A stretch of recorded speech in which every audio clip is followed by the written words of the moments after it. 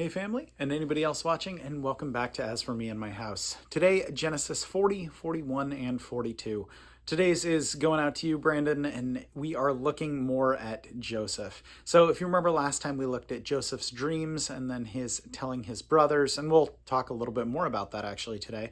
We looked at Judah and Tamar, and then we wrapped up looking at Joseph being put in charge of Potiphar's household and what Potiphar's wife did or tried to do with that, and how because of that Joseph fled but wasn't able to clear his name, so he got thrown in prison and yet was put in charge in the prison as well. Now today that's where we're picking up, looking at the cupbearer and the baker, and then we will see beyond that Pharaoh's dreams, and then Joseph brought in regarding those dreams, and because of that his new role, and then his brothers, the reunion with his brothers as they return to Egypt due to a famine. So we'll look at all of that. Again, Genesis 40, 41, and 42 today. So, chapter 40. Sometime later, the cupbearer and the baker of the king of Egypt offended their master, the king of Egypt. Pharaoh was angry with his two officials, the chief cupbearer and the chief baker, and put them in custody in the house of the captain of the guard, in the same prison where Joseph was confined. The captain of the guard assigned them to Joseph, and he attended them. After they had been in custody for some time, each of the two men, the cupbearer and the baker of the king of Egypt, were being held in prison, had a dream the same night, and each dream had a meaning of its own. When Joseph came to them the next morning, he saw that they were dejected. So he asked Pharaoh's officials, who were in custody with him in his master's house, "Why are your faces so sad today?" "We both had dreams," they answered, "but there is no one to interpret them." Then Joseph said to them, "Do not interpretations belong to God? Tell me your dreams." So the chief cupbearer told Joseph his dream. He said to him, "In my dream I saw a vine in front of me, and on the vine there were 3 branches. As soon as it budded, it blossomed, and its clusters ripened into grapes. Pharaoh's cup was in my hand, and I took the grapes, squeezed them into Pharaoh's cup, and put the cup in his hand." "This is what it means," Joseph said to him. "The 3 branches are 3 days. Within 3 days, Pharaoh will lift up your head and restore you to your position, and you will put Pharaoh's cup in his hand, just as you used to do when you were his cupbearer. But when all goes well with you, remember me and show me kindness. Mention to me to Pharaoh and get me out of this prison, for I was forcibly carried off from the land of the Hebrews, and even here I've done nothing to deserve being put in a dungeon." When the chief baker saw that Joseph had given a favorable interpretation, he said to Joseph, I too had a dream. On my head there were 3 baskets of bread. In the top basket were all kinds of baked goods for Pharaoh, but the birds were eating out of the basket off on my head." "This is what it means," Joseph said. "The 3 baskets are 3 days. Within 3 days, Pharaoh will lift off your head and hang you on a tree, and the birds will eat away your flesh." Now, the 3rd day was Pharaoh's birthday, and he gave a feast for all his officials. He lifted up the heads of the chief cupbearer and the chief baker in the presence of his officials. He restored the chief cupbearer to his position, so that he once again put the cup into Pharaoh's hand. But he hanged the chief baker, just as Joseph had said to them in his interpretation.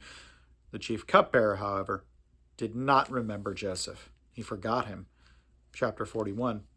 When 2 full years had passed, Pharaoh had a dream. He was standing by the Nile when out of the river there came up 7 cows, sleek and fat, and they grazed among the reeds. After them 7 other cows, ugly and gaunt, came up out of the Nile and stood beside those on the riverbank. And the cows that were ugly and gaunt ate up the 7 sleek fat cows. Then Pharaoh woke up. He fell asleep again and had a second dream. 7 heads of grain, healthy and good, were growing on a single stalk. After them 7 other heads of grain sprouted, thin and scorched by the east wind. The thin heads of grain swallowed up the 7 healthy full heads. Then Pharaoh woke up. It had been a dream. In the morning his mind was troubled. So he sent for all the magicians and the wise men of Egypt. Pharaoh told them his dreams, but no one could interpret them for him. Then the chief cupbearer said to Pharaoh, "Today I am reminded of my shortcomings. Pharaoh was once angry with his servants, and he imprisoned me and the chief baker in the house of the captain of the guard. Each of us had a dream the same night, and each dream had a meaning of its own. Now a young Hebrew was there with us, a servant of the captain of the guard. He told us our dreams, and he interpreted them for us, giving each man the interpretation of his dreams. and the things turned out exactly as he interpreted them to us. I was restored to my position, and the other man was hanged. So Pharaoh sent for Joseph, and he was quickly brought from the dungeon. When he had shaved and changed his clothes, he came before Pharaoh. Pharaoh said to Joseph, I had a dream, and no one can interpret it. But I have heard it said of you that when you hear a dream, you can interpret it. I cannot do it, Joseph replied to Pharaoh. But God will give Pharaoh the answer he desires.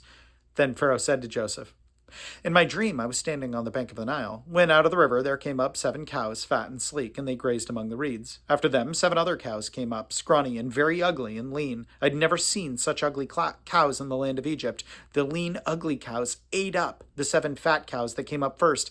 But even after they ate them, no one could tell that they had done so. They looked just as ugly as before. Then I woke up.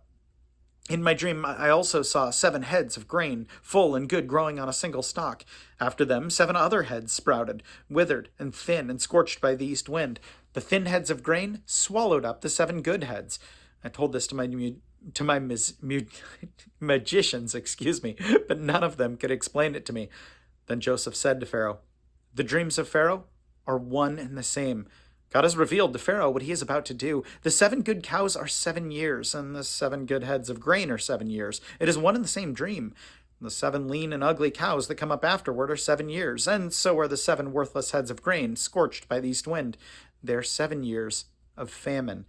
It is just as I said to Pharaoh. God has shown Pharaoh what he is about to do. 7 years of great abundance are coming throughout the land of Egypt, but 7 years of famine will follow them. Then all the abundance of Egypt will be forgotten, and the famine will ravage the land. The abundance in the land will not be remembered, because the famine that follows it will be so severe. The reason the dream was given to Pharaoh in 2 forms is that the matter has been firmly decided by God, and God will do it soon. And now, let Pharaoh look for a discerning and wise man and put him in charge of the land of Egypt. Let Pharaoh appoint commissioners over the land to take 1/5 of the harvest of Egypt during the 7 years of abundance. They should collect all the food in these good years that are coming and store up the grain under the authority of Pharaoh to be kept in cities for food. This food should be held and reserved for the country to be used during the 7 years of famine that will come upon Egypt, so that the country may not be ruined by the famine. The plan seemed so good to Pharaoh and to all his officials. So Pharaoh asked them, can we find anyone like this man, one in whom is the Spirit of God? Then Pharaoh said to Joseph, since God has made all this known to you, there is no one so discerning and wise as you. You shall be in charge of my palace, and of all my people are to submit to your orders. Only with respect to the throne will I be greater than you. So Pharaoh said to Joseph, I hereby put you in charge of the whole land of Egypt.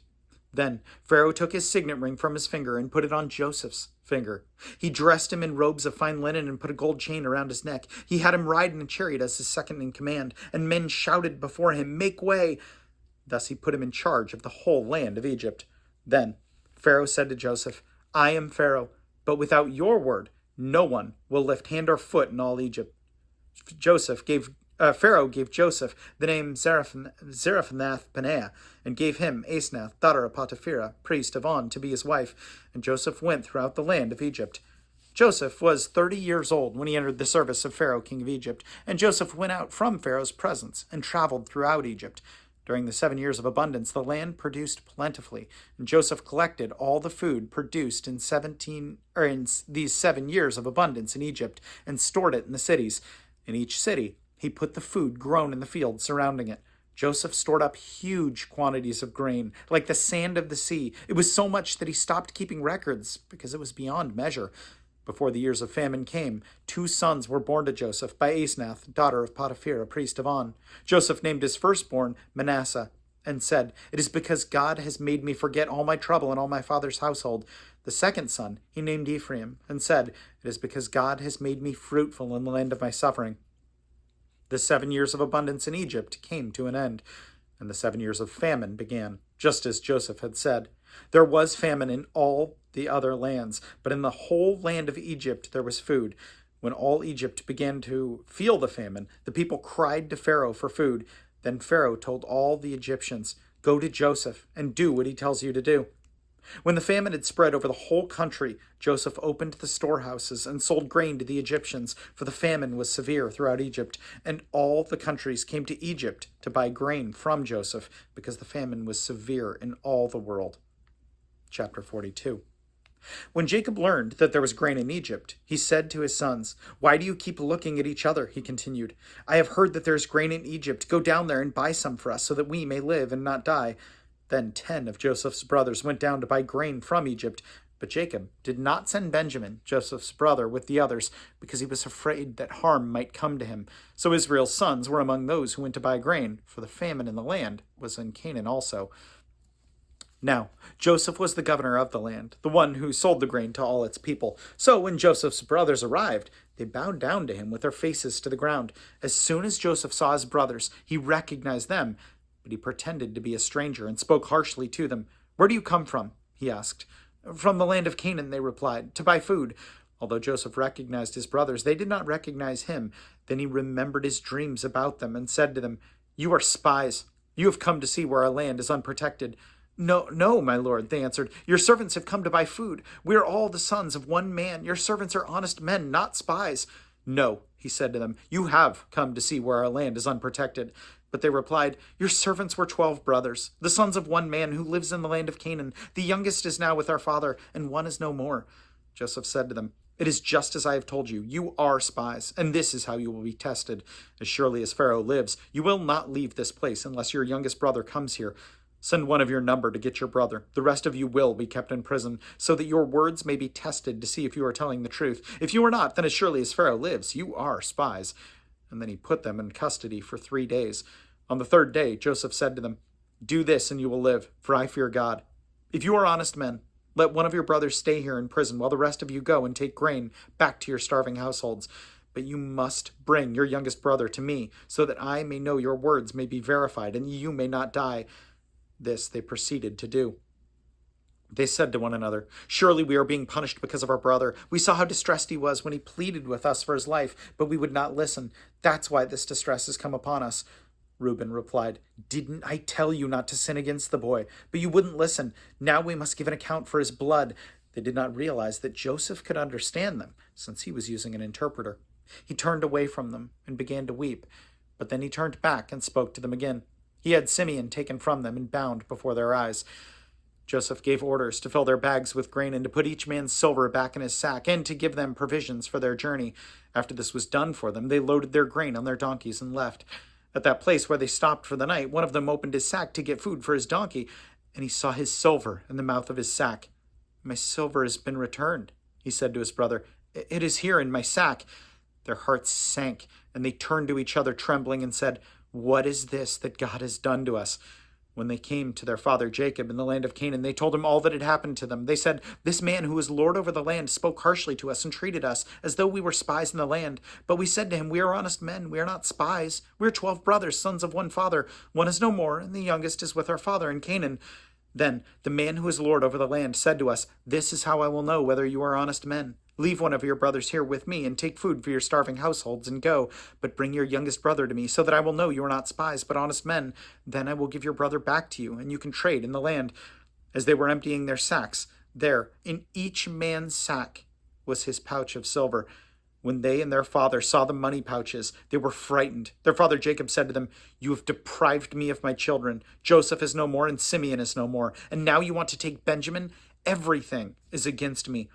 Then Reuben said to his father, 'You may put both my sons to death if I do not bring him back with you and trust him to my care, and I will bring him back.' But Jacob said, 'My son will not go down with you. His brother is dead, and he is the only one left. If harm comes to him on the journey you are taking, you will bring my gray head down to the grave in sorrow.'" It's an incredible reunion. And you do get this sense that there's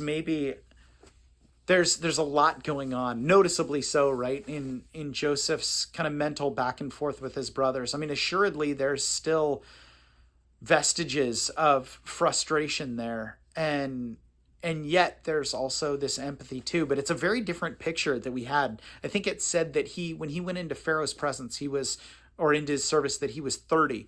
And then there were 7 years of abundance. So he's at least 37. I don't know how long they lived. So 7 years of abundance, 7 years of famine. I don't know where exactly in the famine they visited Egypt to see Joseph again, but he's 37. And he spent at least 2 years in prison. So it's been at least 9 or 10 years, at least, at the very least, very likely more. But it's a very different Joseph than the one who really does kind of across as kind of cocky, who's telling his brothers and his parents, hey, check out this dream I had. And it was these sheaves of grain bowing down to me. Hey, listen to this dream I had. It was the sun and moon and these stars bowing down to me. And it's a very different picture from what he has here. Now, he does keep his brothers in captivity, but this is a man who has been in charge of countless lives. And I think about that, and it's so cool that God allowed me to read this one for you today, Brandon, because I mean, I look at this and I see how much Joseph has grown up and how he is not only able to help his brothers and not only help out the current people in Egypt, but he's able to help out countless generations of people. And the reason that this is awesome for you, Brandon, good grief, you're one of my closest friends that I've had longer than I can remember time, right? And it's really cool knowing how much we've both grown up. But I mean, especially, I don't know, maybe I just appreciate it. I feel like I have the mentality still of a 12-year-old. But when I look at you, I'm like, good grief. You know, he used to be this dear little friend running around, and this man now is working in the service to help other, or not in the service, but working in the service of helping children and helping parents help their children and help them develop and help them learn and nurture them. And it's incredible. And it's the same thing kind of with Joseph. He's not just helping them, he's helping these future generations of countless people. And it all began with God's promise, right? Saying, hey, Abraham, I'm going to make generations come from you. And Joseph is a integral part for that. And you are an integral part, not only in my life and not only in some of these parents' lives, but in these children's life and in their children and in my children, because of how you've been such a good friend to me. You are a dear friend. And I am so incredibly thankful for you and so incredibly thankful for what you do. God has given you a heart for youth and an ability to carry it out. And you have fostered that and ran with that. And it is awesome. I'm so thankful for you, man. Worth praying for you. So let's do it. God, I thank you for Brandon. I thank you for his obedience. I thank you for his passion, his heart, his knowledge, his dedication. God, I thank you for his friendship. And God, I thank you that you are using him to bring up part of this next generation, Lord. May he continue in that and continue to point people towards you. God, I thank you for his love. I thank you so much for it. God, continue to be with him. Strengthen his resolve. Strengthen his confidence. Lord, I would pray that you continue to bless so many countless families because of the work that he is doing. And God, remind him constantly of the good that he has done and the good that you have done for him, God. And in Jesus' name I pray. Amen. Man, I love you. I'm so thankful for you and Rose. Good grief. Anyway, brother, know that I love you so much, man. So, so much. For anyone else watching, know that I appreciate you so much as well. And I will plan on seeing you tomorrow. Have a good one.